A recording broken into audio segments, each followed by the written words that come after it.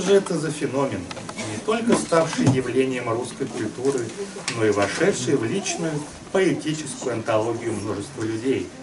В автобиографии, написанной за пару месяцев до гибели, поэт писал: Родился в 1895 году, 21 сентября, в Рязанской губернии Рязанского уезда Кузьминской волости в селе Константинове. С 2 лет был отдан в воспитание довольно зажиточному деду по матери, у которого было 3 взрослых неженатых сыновей, с которыми протекло почти все мое детство. Дяди мои были ребята озорные, отчаянные. С 3,5 лет они посадили меня на лошадь без седла и сразу пустили в галоп. Я помню, что очумел и очень крепко держался за холку. Потом меня учили плавать. Один дядя Саша, брал меня в лодку, отъезжал от берега, снимал с меня белье и как щенка бросал в воду. Я неумело, испуганно плескал руками, и пока не захлебывался, он все кричал: «Эх, стерва! Ну куда ты годишься?» Стерва у него было слово ласкательное. После, лет 8, другому дяде я часто заменял охотничью собаку, плавал по озерам за подстрелянными утками, очень хорошо лазил по деревьям. Среди мальчишек всегда был коноводом и большим драчуном, и ходил всегда в царапинах. За озорство меня ругала только одна бабка, а дедушка иногда сам подзадоривал на кулачную и часто говорил бабке: «Ты у меня дура, его не трожь, он так крепче будет». Бабушка любила меня из всей мочи, и нежности ей не было границ. По субботам меня мыли, стригли ногти и гарным маслом гофрили голову, потому что ни один гребень не брал кудрявых волос, но и масло мало помогало. Всегда я орал благим матом, и даже теперь какое-то неприятное чувство имею в субботе. А в 1910-12 годах Есенин довольно много пишет. И среди стихов этих лет уже встречаются вполне сложившиеся, совершенные. Сам Есенин первым из них называет такое: «Вот уж вечер, роса блестит на крапиве. Я стою у дороги, прислонившись к иве. От луны свет большой прямо на нашу крышу. Где-то песнь соловья вдалеке я слышу. Хорошо и тепло, как зимой у печки. И березы стоят, как большие свечки. И вдали за рекой видно за опушкой сонный сторож стучит мертвой колотушкой». Отличительная черта ранних стихов Есенина — это потаенная грусть и щемящая жалость ко всему живому, прекрасному, обреченному на исчезновение. Не жалей, не зову, не плачу, все пройдет, как с белых яблоки. Увяданья золотом охвачены. Я не буду больше молодым. Увяданья золотом охвачены. Я не буду больше молодым. Ты теперь не так уж будешь биться, сердце тронутое холодком, и страна березового ситца не заманишь ляться босиком, и страна березового ситца не заманишь ляться босиком. Дух бродяжий, ты все реже расшевеливаешь пламеню. О, моя утраченная свежесть, буйство глаз и половодье чувств. О, моя утраченная свежесть, буйство глаз и половодье чувств. Я теперь скупее стал в желаниях. Жизнь моя, или ты приснилась мне, будто я весенней гулкой ранью проскакал на розовом коне.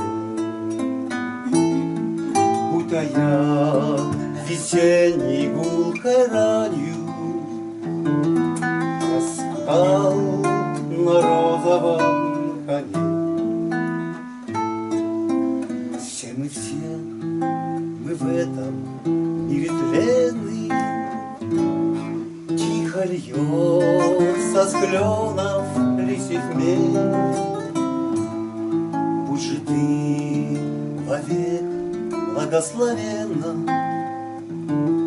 что пришла процветь и умереть. Будь же ты вовек благословенна, что пришла процветь и умереть. Не жалей, не зову, не плачу, все пройдет, как с белых богинь. Увядания золотом охвачены, я не буду больше молодым.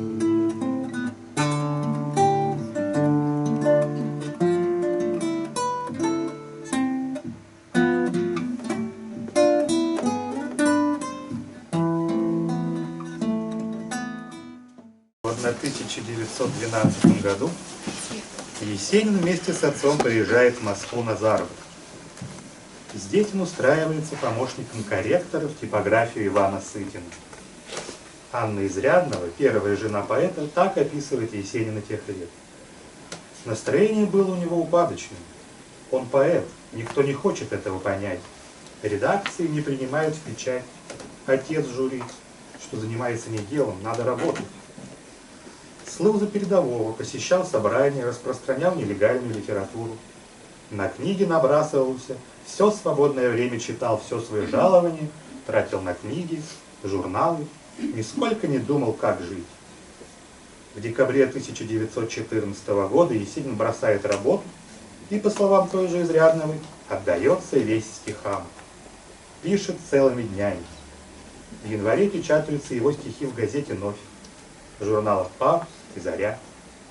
В 1915 году поэт приехал в Петербург, где его встретили очень радушно. Первый, кого я увидел, был Блок. Второй — Городецкий. Когда я смотрел на Блока, с меня капал пот, потому что в первый раз видел настоящего поэта. Городецкий меня свел с Клюевым, о котором я раньше не слыхал ни слова. С Клюевым у нас завязалась при всей нашей распре большая дружба.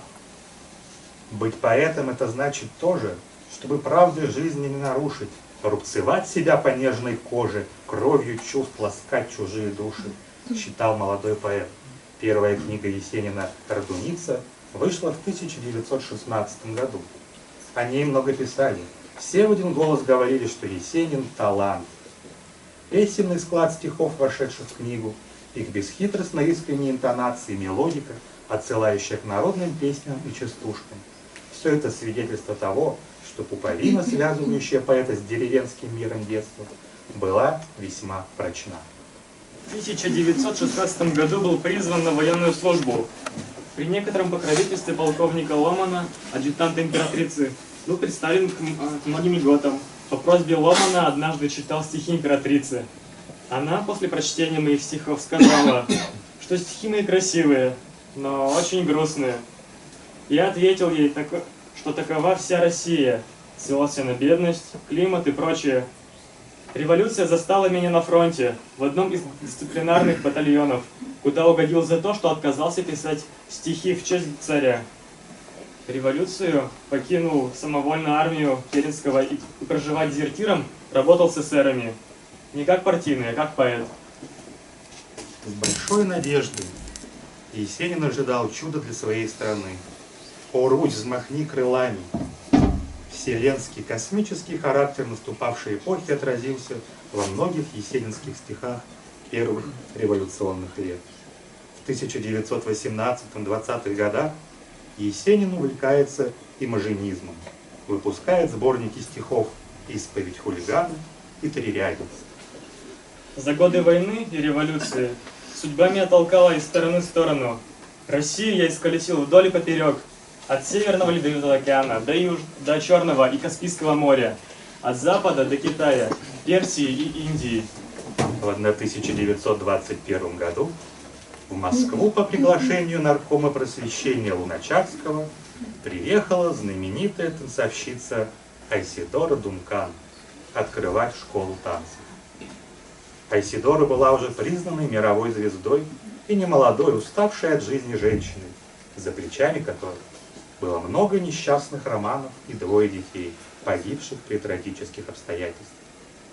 Есенин, несмотря на молодость, на момент их встречи ему было 26, был пресыщенным жизнью столичным поэтом, одним из ярких, богемных героев после революционной России. Толпы поклонниц преследовали его. Я обманывать себя не стану, залегла забота сердцем глистом, отчего прослыл я шарлатаном, отчего прослыл я скандалистом. Не злодея и не грабил лесом, не стрелял несчастных по темницам. Я всего лишь уличный повеса, улыбающийся встречным лицам. Я московский озорной гуляка, по всему Тверскому околотку. В переулках каждая собака знает мою легкую походку. Каждая затрепанная лошадь головой кивает мне при встрече. Для зверей я зверя хороший, каждый стих мой душу зверя лечит.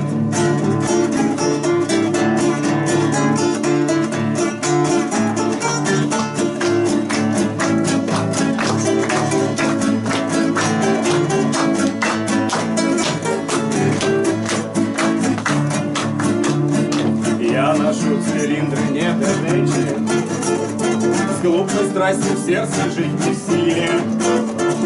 В нем удобней грусть свою уменьшив, золото осадовать в копыле. Среди людей я дружбы не имею, я иному покорился царству. Каждому здесь ходил на шею, я готов отдать свой лучший галстук. И теперь уж я бродить не стану, прояснилось солнце сердце близко. Оттого прослыл я шарлатаном, оттого прослыл я скандалистом. Я московский озорной гуляка, по всему Тверскому околотку. В переулках каждая собака знает мою легкую походку. В переулках каждая собака знает мою легкую походку. Сергей и Айседора познакомились на одном из приемов художника Георгия Якулова, где Есенин наконец увидел ее, исполняющую танец шарфом. Он был потрясен. Айседора знала лишь несколько русских слов. Есенин не владел иностранными языками, но они понимали друг друга. После чтения его стихов Айседора сказала своему секретарю: «Я не понимаю по-русски, но чувствую, что это музыка». И писал это гений. Противоречивость их отношений нашла отражение в романе «Без вранья» друга Есенина Анатолия Мариенгофа. Он писал: «Есенин впоследствии стал ее господином, ее повелителем, и все-таки он был только партнером, он был как кусок розовой материи, безвольный и трагический. Она танцевала, она вела танец». Когда танцовщица решила на время покинуть Россию, Есенин не хотел отпускать Дункан и поехал с ней. Для этого им пришлось зарегистрировать брак. Оба стали носить двойную фамилию – Дункан-Есенин. Проведя несколько счастливых месяцев в Европе, супруги отправились в Штаты. где их любовь начала рассыпаться. Айсидора всячески пыталась продвинуть мужа как поэта. Ей удалось организовать перевод и публикацию его стихов. Она устраивала поэтические чтения, но Есенина здесь воспринимали исключительно как милое дополнение, едва ли не как игрушку знаменитой танцовщицы. Самолюбивый Есенин страдал, чувствовал тотальное одиночество, ненужность, отчего заболел депрессией. Он все больше, все чаще пил и устраивал скандалы, таким образом все же попадая на первые полосы американских газет, но снова в качестве эксцентричного мужа несравненной великой Айсидоры. Марингов писал: из своего рокового свадебного путешествия по Европам и двум Америкам, будь оно проклято это свадебное путешествие, он в 1923 году вернулся в Москву сломанным. Айсидора уехала от Есенина в Париж. Туда ей пришла телеграмма, в которой поэт объявил о разрыве их отношений. После заграницы Есенин стал смотреть на свою страну по-другому. Наши едва остывшие качели мне не нравятся. Мне нравится цивилизация. Но я готов предпочесть наше серое небо и наш пейзаж. Изба немного вросла в землю. Прясло. Из прясла торчит огромная жердь. Вдалеке машет хвостиком, а на ветру тощая лошаденка. Это не то, что небоскребы, которые дали пока что только Рокфеллера и Маккормика, но зато это то самое, что растило у нас Толстого, Достоевского, Пушкина, Лермонтова и других. Прежде всего я люблю выявление органического. Искусство для меня не затейливость узоров, а самое необходимое слово того языка, которым я хочу себя выразить. Его любили, его книги раскупали, но он нуждался в искреннем отклике на то, что хотел донести в понимании и сопереживании. Поэт не мог понять и принять жестокость революции. Недаром он говорил, что понимал ее по-своему, с крестьянским уклоном, оправдывал свои депрессивные мысли. Возвороченный болью бытие, с того и мучаюсь, что не пойму, куда несет нас рок событий. В сборнике стихов «Москва Кабацкая» поэт признался: и я склонился над стаканом, чтоб, не страдая ни о ком, себя сгубить угаре пьяным. Есенин говорил: я весь в стихах, только стихи, только поэзия, остальное все вакуум. Стихи — это то, что осталось нам, что перейдет к нашим потомкам, что стало неотъемлемой частью великой русской культуры. Давайте почитаем их. Конечно, в день памяти Сергея Есенина читать стихотворение авторское — это кощунственно. Но, опять-таки, возвращаясь теперь уже к цитате из Крученых, не стреляйте в топера, он играет как может. С вашего позволения. Стихотворение называется «Зимнее» по Сергею Есенину. В руки взял, как поэта, награду, я замерзший кленовый листок, и не скрыться теперь за ограду одиночества вышел весь срок. Мне подпой, воробей по зиме, моргни прорубью глаз, ты не река, загрустят матерински по мне камы милые в лесах берега. И ворона в лесу подпоет, а за нею синит снегирей хоровод. И под валенком скрип ветерок разнесет, песню родины милой метель обметет. Но не холоден ей высоченный сугроб, под сугробом наш дом, где по нотам кленовых листов мы поем и вдвоем, и втроем, вчетвером.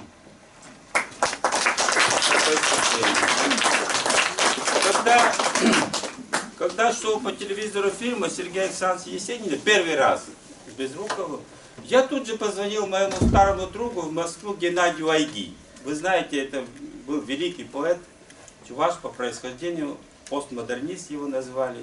Почему я ему тут же позвонил? Я хотел спросить, неужели то, что творит на экране артист, это все может быть хотя бы частью правды? Особенно его близкая радость от таких загулов и других, и третьих. Конечно, мы же знаем, что за 30 лет написать 4 тома шедевров, это, извините, под мухой никому еще не удавалось. Просто нам, видно, людям простым очень хочется, чтобы Сергей Есенин и другие походил на нас. Вот. И поэтому Геннадий Айгиз сказал, вспомни своего друга Алексея Крученых, вы помните эти кадры Алексея Крученых, что, каково у него было отношение ко всем этим делам? Ну, конечно, говорит, кино есть кино, но он еще раз повторил, что шедевр каждый день выдавать при таком состоянии невозможно. Это ложь. То есть он был как все в отношении особенно этих загулов, пьяных или других. Но еще раз говорю, даже эти вопросы о судьбе Сергея Александровича Есенина говорят о том, что все же ему пошла впрок учеба его бабушки, московские исследователи говорят, божатся, что это так, что его бабушка была мордовка и розянка. Этому я очень допускаю, что именно работа, только она создает человека. И особенно Сергея Александровича Есенина. Сейчас здесь как раз говорили про то, что ну, каким казался Есенин, да, вот, правда это или нет. И вот об этом же говорит его стихотворение. «Мне осталась одна забава, пальцы в рот и веселый свист. Прокатилась дурная слава, что похабник я и скандалист. Ах, какая смешная потеря! Много в жизни смешных потерь. Стыдно мне, что я в Бога не верю. Горько мне, что не верю теперь. Дар поэта ласкать и корябать, роковая на нем печать. Розу белую с черной жабой я хотел на земле повенчать. Пусть не сладилось, пусть не сбылись эти помыслы розовых дней, но коль черти в душе селились, значит, ангелы жили в ней. Золотые далекие дали все сжигает житейская мреть. И похабничал я и скандалил для того, чтобы ярче гореть. Вот за эти веселье и мути, отправляясь с ней в край иной, я хочу при последней минуте попросить тех, кто будет со мной, чтоб за все грехи мои тяжкие, за неверие в благодать, положили меня в русской рубашке под иконами умирать. Мне осталась одна забава, пальцы в рот да веселый свист.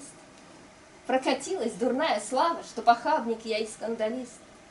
Ах, какая смешная потеря! Много в жизни смешных потерь. Стыдно мне, что я в Бога не верю. Горько мне, что не верю теперь. Гой ты, Русь моя, долна, шаты, близок образа, не видать конца и края, только синь сосет глаза. Как захожий богомолец, я смотрю твои поля, а у низеньких околиц звонно чахнут тополя. Пахнет яблоком и медом по церквам твой кроткий спас. И гудит за карагодом по лугам веселый пляс. Если крикнет рать святая: «Кинь ты, Русь, живи в раю!» Я скажу: не надо рая, дайте родину мою.